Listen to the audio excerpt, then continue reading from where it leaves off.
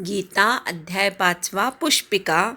ओम तत्सदिति श्रीमद्भगवद्गीतासु उपनिषत्सु ब्रह्मविद्यायां योगशास्त्रे श्रीकृष्णार्जुनसंवादे कर्मसन्न्यासयोगो नाम पंचमोऽध्यायः. ओम तत्सदिती. दितीमधला ती पटकन म्हणायचा. श्रीमद, श्री म्हणताना शर असा उच्चार झाला पाहिजे. श्री दीर्घ वेलांटी आहे. श्रीमद, म वर आघात घ्यायचा, अर्थात द म्हणायचा म बरोबर. श्रीमद भगवद, भ पूर्ण म्हणायचा, ग पण पूर्ण म्हणायचा, व वर आघात घ्यायचा. भगवद गीतासु, गी दीर्घ आहे, सु पटकन म्हणायचा, पुढे उपनिषत्सु म्हणायचं आहे. त्यामुळे दीर्घ उच्चार केला तर तो अखंड म्हणा, वेगळा वेगळा केला तर गीतासु उपनिषत्सु असा उच्चार करायचा. आपण इथे संधी सोडवून म्हणतो गीतासु उपनिषत्सु. शवर आघात येईल, पोटफोड्या शवर. ब्रह्मविद्यायां, विद्यामधल्या वीवर आघात, ब्रह्ममधल्या ब्रवर आघात, अनुस्वाराचा य. योगशास्त्रे श्रीकृष्णार्जुन संवादे, श्री दीर्घ आहे, क्रूवर आघात घ्यायचा. काही जण हिंदीमधल्यासारखा क्री असा उच्चार करतात, तो चुकीचा आहे. क्रू म्हणायचं आहे, रुकार आहे तिथे. कृष्णार्जुन संवादे कर्मसन्न्यास योगो नाम, कर्ममधल्या कवर आघात, नामचा म पूर्ण म्हणायचा. पंचमोऽध्यायः, प नंतर ञचा उच्चार करायचा, मो वाढवायचा, अवग्रहावर आघात घ्यायचा. पंचमोऽध्यायः. ओम तत्सदिति श्रीमद्भगवद्गीतासु उपनिषत्सु ब्रह्मविद्यायां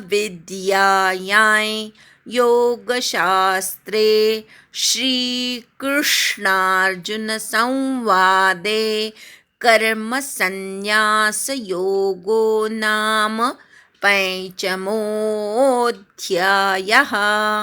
या अध्यायामध्ये काय काय सांगितलं आहे ते आपण थोडक्यात बघूया. त्याआधी पुष्पिकेचा अर्थ बघूया. ओम तत्सद असा तिहेरी उल्लेख परमात्म्याचा केला जातो. कुठलंही सत्कर्म केल्यानंतर ओम तत्सदनी ते पूर्ण करावं, म्हणजे त्या सत्कर्मामध्ये जर काही त्रुटी राहून गेल्या असतील तर त्या पूर्ण होऊन जातात. ह्या ओम तत्सदच्या उच्चाराने साक्षात परमात्मा तिथे येतो अशी सगळ्यांची धारणा आहे. श्रीमद भगवद्गीता, श्रीमद म्हणजे सर्व प्रकारच्या ऐश्वर्याने युक्त असणारी, भगवंताने गायलेली. गीता म्हणजे काव्य किंवा गीत. भगवंताचं हे गीत आहे, गीता आहे. हे उपनिषद आहे. उपनिषद ही गुरुशिष्यांचा संवाद असतो. गुरुने शिष्याला जो उपदेश केलेला असतो आणि एखादं तत्त्व न कळल्यास शिष्याने जो प्रश्न विचारलेला असतो, त्या दोन्हीचा अंतर्भाव उपनिषदामध्ये होतो. गीता हे उपनिषद आहे. कृष्ण आणि अर्जुन यांचा संवाद ह्या उपनिषदामध्ये आहे. त्या उपनिषदातील ब्रह्मविद्येच्या अंतर्गत, ब्रह्मविद्या म्हणजे ब्रह्म जाणून घेण्याची विद्या. ह्या गीतेमध्ये जे काही तत्त्वज्ञान सांगितलेलं आहे ते परब्रह्म जाणण्याचं तत्त्वज्ञान आहे. म्हणून ब्रह्मविद्या या गीतेमध्ये सांगितलेली आहे. योगाचं शास्त्र सांगितलेलं आहे. परमेश्वराशी कसं जोडलं जावं हे शास्त्रशुद्ध ज्ञान गीतेमध्ये सांगितलेलं आहे. 9व्या अध्यायापासून 15व्या अध्यायापर्यंत गुह्य असं तत्त्वज्ञान गीतेमध्ये सांगितलेलं आहे. म्हणून याला योगशास्त्रे म्हणजे योगशास्त्रातील श्रीकृष्ण आणि अर्जुन. कुठल्याही उपनिषदात गुरु कोण आणि शिष्य कोण त्याचा उल्लेख बऱ्याच उपनिषदांमध्ये शेवटी केला जातो. इथे सुद्धा तसा उपदेश कुणी कुणाला केला हे सांगितलंय. श्रीकृष्ण आणि अर्जुन याच्यातला संवाद आहे, प्रश्नोत्तर आहेत एकमेकांना विचारलेली आणि तत्व समजून सांगितलेली. अशा प्रकारे श्रीकृष्ण आणि अर्जुन, परमात्मा जो कृष्ण रूपाने अवतरलेला होता त्या परमात्म्याचा संवाद, नर आणि नारायण ऋषी जे होते त्यांचाच अवतार अर्जुन होता आणि त्या अर्जुनाला भगवंतानी जे काही तत्त्वज्ञान सांगितलेलं आहे तो संवाद गीतेमध्ये आलेला आहे. म्हणून इथे उल्लेख आहे श्रीकृष्ण आणि अर्जुन यांच्या संवादातील. कर्मसन्यास योग नावाचा. कर्मसन्यास, कर्म करायचं, त्याला संन्यस्त वृत्तीची जोड द्यायची, असा ह्या अध्यायाचा मुख्य विषय आहे. म्हणून या अध्यायाचं नाव कर्मसन्यास योग असं आहे. 5वा अध्याय इथे पूर्ण झाला. पंचमहा म्हणजे 5वा. आता ह्या अध्यायामध्ये मुख्य काय विषय आलेले आहेत तर सांख्ययोग आणि निष्काम कर्मयोग हे कसे सारखेच आहेत हे भगवंतानी आपल्याला 1 ते 6 श्लोकांमध्ये समजावून सांगितलेलं आहे. कर्मयोग्याला परमात्म प्राप्तीच हवी असते आणि सांख्ययोग्यालाही परमात्म प्राप्तीच हवी असते. फक्त ज्याला जे उपयोगी आहे किंवा ज्याला जे झेपेल त्या मार्गाने त्यांनी जावं. जो पूर्ण विरागी आहे त्यांनी संन्यास घेऊन परमात्म प्राप्ती करून घ्यावी. नेहमीची गृहस्थाश्रमाची कर्म तो त्याग करतो म्हणून त्याला संन्यासी म्हणतात. पण पूर्णपणे संन्यासाला सुद्धा कर्मत्याग करणं शक्य होत नाही. जेव्हा मुक्तीची सुद्धा अपेक्षा सुटते तेव्हा संन्यासाला मुक्ती प्राप्त होते. कर्मयोगी सुद्धा कर्म का करत असतो तर कर्म करून सुद्धा कर्मबंधातून मुक्त होण्यासाठी, आत्मशुद्धीसाठी कर्म करत असतो. आत्मशुद्धीतून ज्ञान, ज्ञानातून परमात्म प्राप्ती, असा कर्मयोगी हा क्रमाक्रमाने परमात्म प्राप्तीपर्यंत जात असतो.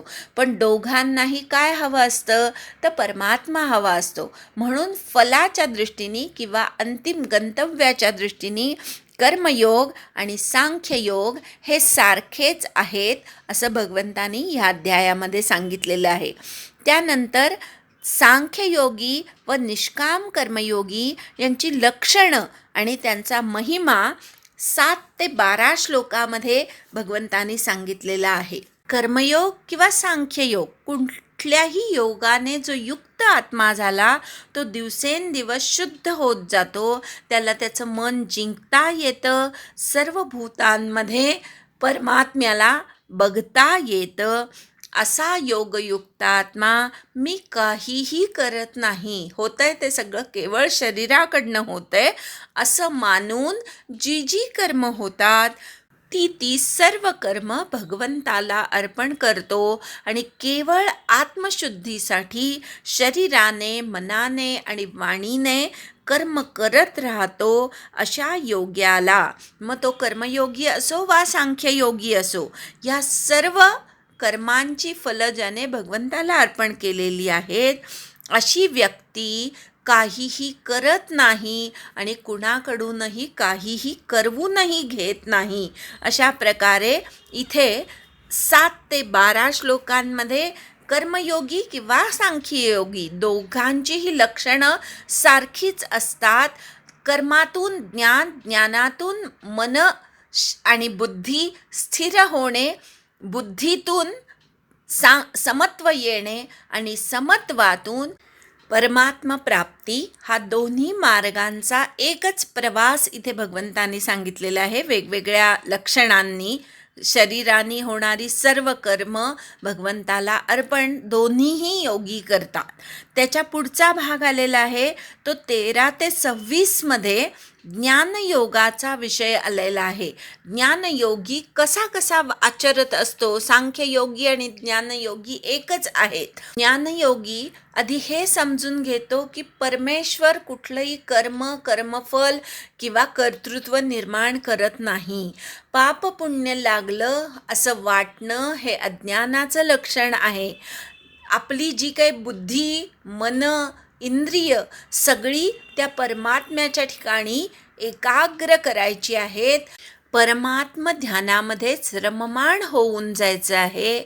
असा सर्व पापांपासनं मुक्त झालेला, समदर्शी झालेला योगी परब्रह्म प्राप्ती करून घेतो. परब्रह्माप्रमाणे तो सुद्धा दोषरहित होतो. मनासारखं घडलं किंवा नाही घडलं तरी सुद्धा शांत सम राहतो, बुद्धी स्थिर ठेवतो. अशी व्यक्ती बाह्यस्पर्शांनी विचलित होत नाही आणि जे काही सुख दुःख इत्यादी भोग आहेत ते आदी अंतवत आहेत हे जाणून घेऊन ज्ञानी व्यक्ती अशा सुखदुःखांमध्ये रममाण होत नाही. ज्याला शरीर सोडण्यापूर्वी आवेग आवरता येतात, कामक्रोधाचे आवेग आवरता येतात, अशी व्यक्ती सुखी होते.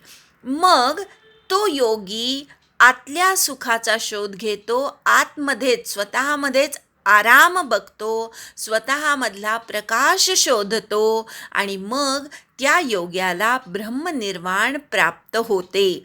ब्रह्मनिर्वाण म्हणजे कुठे बाहेर जायची गोष्ट नाही आहे, तर योग्याच्या अवतीभोवतीच ब्रह्म असते. ते फक्त त्याला जाणवतं आणि मी परमात्म्यातच आहे ही जाण येणं हीच ब्रह्मप्राप्ती आहे. असा ब्रह्मनिर्वाण प्राप्त झालेला योगी पुन्हा जन्ममरणाच्या चक्रात अडकत नाही, परमात्म्यामध्ये विलीन होऊन जातो. मग 27व्या आणि 28व्या श्लोकामध्ये साधना काय करायची ते सांगितलेलं आहे की जिवंत असताना सतत साधना करायची आणि मृत्यूसमयी परमात्म्याशी एकाग्र व्हायचं. हे आपल्याला जर करायचं असेल तर रोज ध्यानाच्या द्वारे परमात्म्याशी एकरूप व्हायचं. जणू काही आपण आत्ता मरत आहोत असा अगदी भाव ठेवायचा आणि त्या क्षणाला भगवंताशी एकरूप व्हायचं.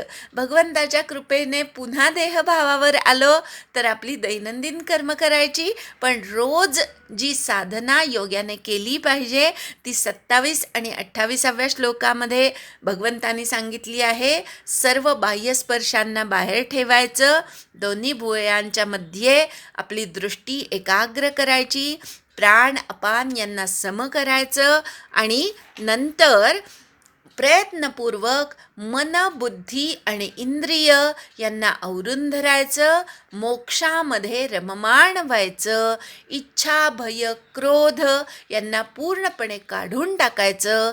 असं ज्याला करता आलं तो नेहमीच मुक्त योगी होय, असं 27 आणि 28व्या श्लोकात सांगितलं. आणि मग 29व्या श्लोकात असे योगी जी जी सत्कर्म करतात, यज्ञ तप करतात, ती सगळी भगवंताला अर्पण करतात. भगवंत कसा आहे हे ज्ञानपूर्वक जाणून घेतात. सर्व यज्ञ तपाचा भोगता परमात्मा आहे, सर्व लोकांचा महाईश्वर परमात्मा आहे, सर्व जीवांचा सुहृद परमात्मा आहे. असं जाणल्यामुळे त्या योग्यांना शांती प्राप्त होते. अशा प्रकारे कर्म करता करता वृत्ती संन्यस्त होत गेल्यामुळे परमात्म्याशी योग साधता येतो, असा ह्या अध्यायाचा विषय आहे. म्हणून ह्याला कर्मसन्यास योग असं नाव दिलेलं आहे. एकदा पूर्ण पुष्पिका म्हणूया आणि थांबूया.